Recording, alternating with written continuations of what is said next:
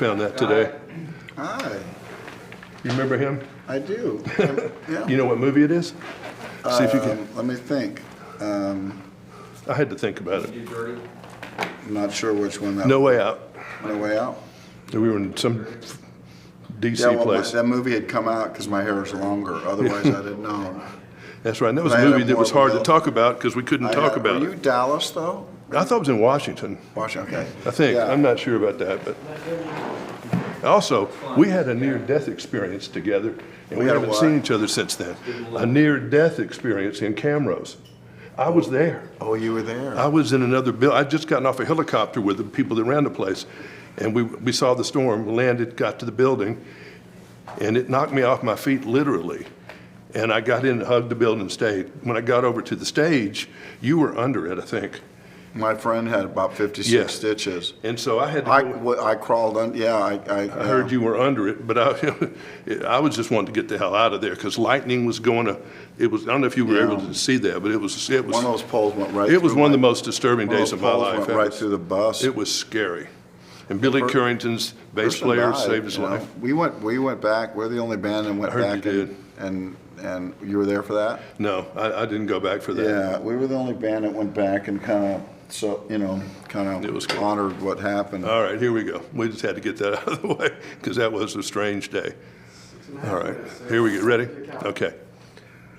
Well, I leave this movie saying, wow, I feel like I've left the Golden Corral and I want to go back and get the rest of my meal. I'd go back today to see number 2 if it was available. I guess that was the intention. Well, I think if the movie left you feeling that way, it absolutely was. I mean, if I'd have finished it on just the massacre, you would have thought, good movie, really good movie. But it's like, then it's in classic case of Hollywood, it's more like, oh, people seem to like that movie. Let's think of where it can go next. I already know where it's going. Yeah. I built it for you to have that feeling, and I gave you a taste of where it's going, as you know. And I think the fact that you felt that way is because of that montage that follows it, that's embedded in it. It was personally nice to get back into a theater and then let a movie envelop me, not just amaze me with a car chase or an airplane going over. It was just, I was lost in the story and I found myself leaning forward sometimes, which I like that. And, I'm moving a little bit because I'm squirming and I had to look down a couple of times because Yes. it was tough. It was tough. And that was your intention to that too, I'm sure. I'm so glad to hear you say that because, I don't ever get your experience anymore. I know it when I'm writing on it. I know when I feel like I've hit it with my partner on the writing and you go, that's going to be a rough moment. But it feels really justified. And you couldn't say better things to me, to be quite honest, because I built these movies for people to want to come, to want to invest.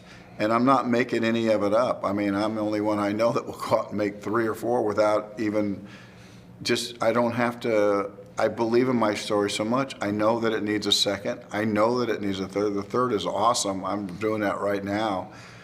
And the fourth will surprise you in the end, where it has gone.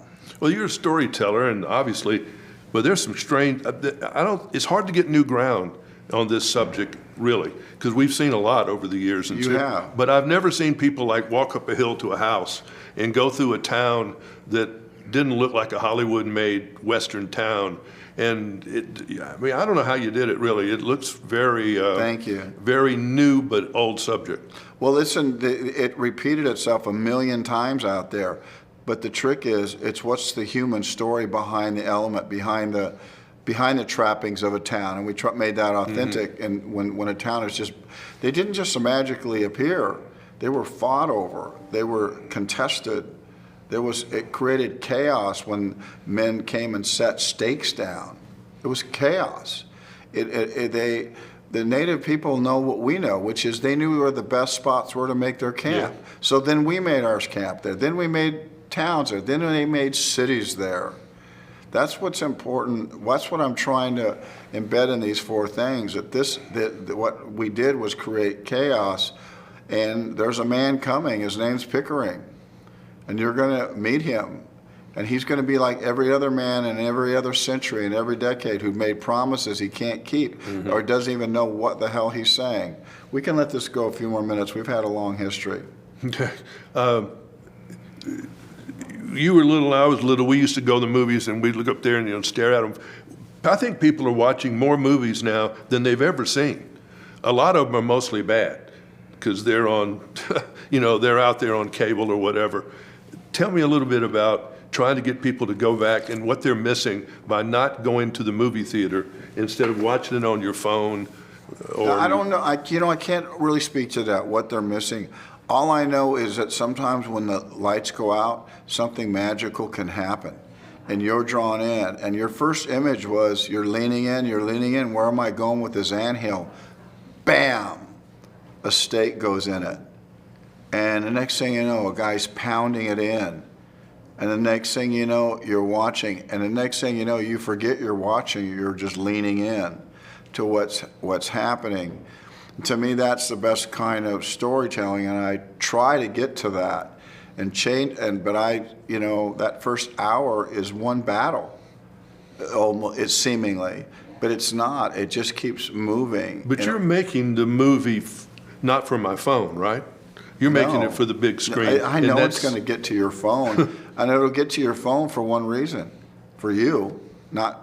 And the reason it'll get to your phone is because you'll conjure up a scene that you loved, and you'll go, I want to watch that scene again, because that scene takes its time, and you can't just go down to your theater and get that. But this is on the big screen. This is designed for the big screen, but it will make it to TV. It'll make it to computer, and it'll make it to your phone. But it might be because you're saying to somebody, I want you to see this scene.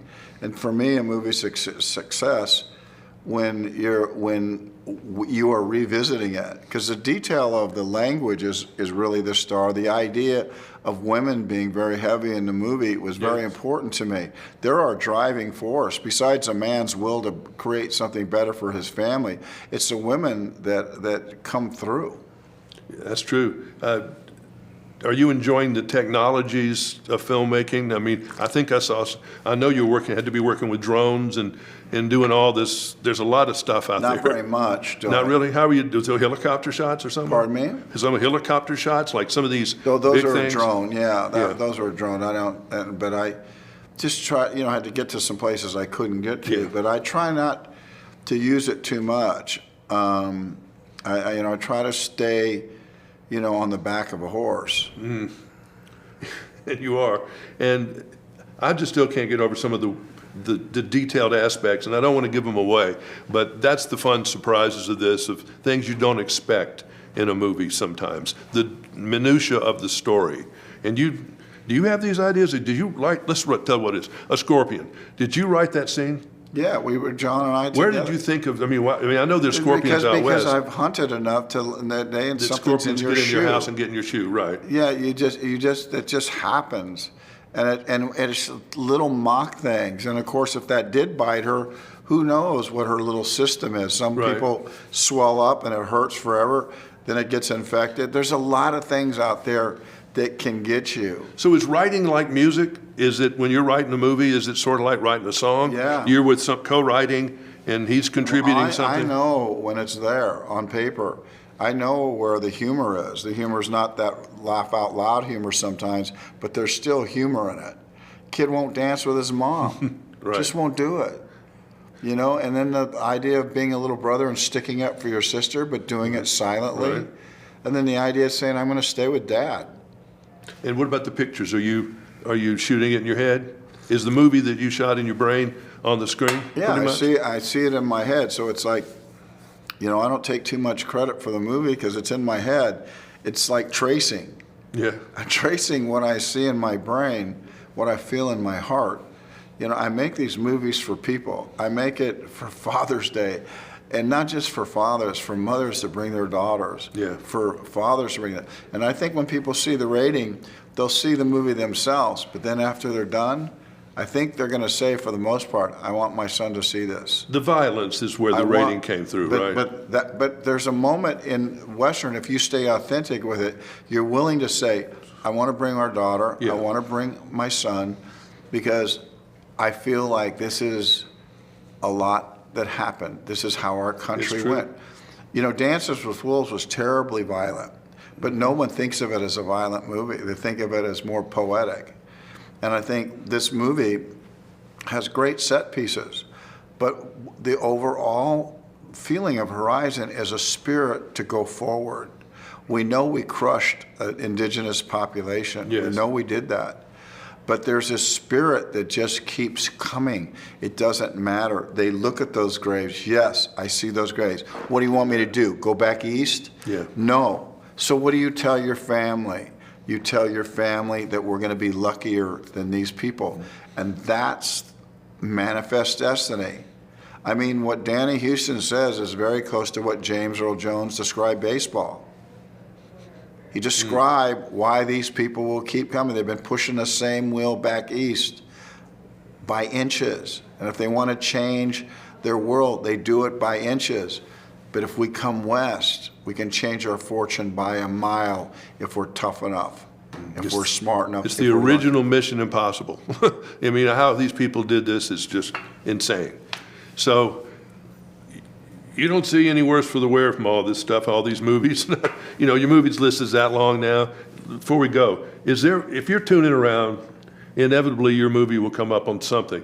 Is there one that you feel like you don't mind watching more than others? I don't really look at them. But you can watch it for 30 seconds and say, oh, it's Kevin Costner. No, I just move through it unless the dog wants to watch it more than me. He can hear my voice. I see him like wake up.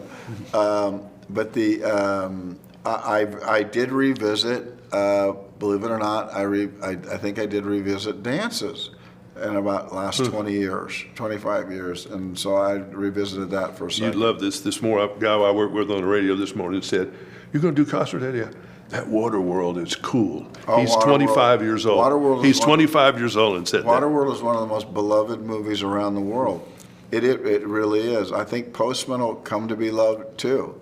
But what I think is, I made these movies for people, and they won't understand two unless they go to one. Yeah. And Oh, that's for sure. two on its own is a good movie, but what you have to love is how they're interwove.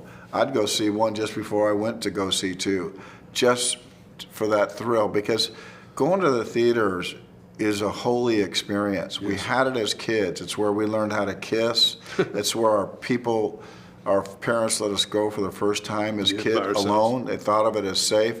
And let's go in the dark and see these places that still exist, these landscapes that are so big, these rivers that have not Yeah. stopped flowing, and watch a human struggle and then wrapped up in entertainment.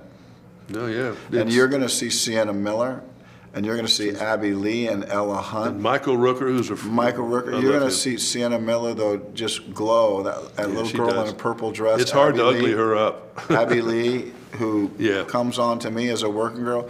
That young lady who is in the wagon train, who just wanted to be clean. She's like our generation's Audrey Hepburn.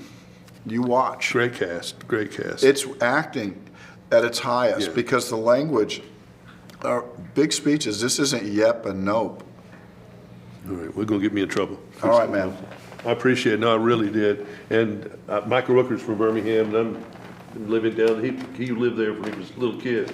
But I've liked his acting. I've always been a fan He's of his. brilliant. That's my Oh, they ode- said somebody would take he's a my picture of ode to us John. for social media, this I have to do. Look, he's my ode to John Ford. He's my Victor McGowan. Everybody's, I think, doing this picture thing because they want us to post it on Facebook and all that stuff. All right, you're in charge. I guess you know what you're doing. I'll come over. You're safe to cut. Cutting.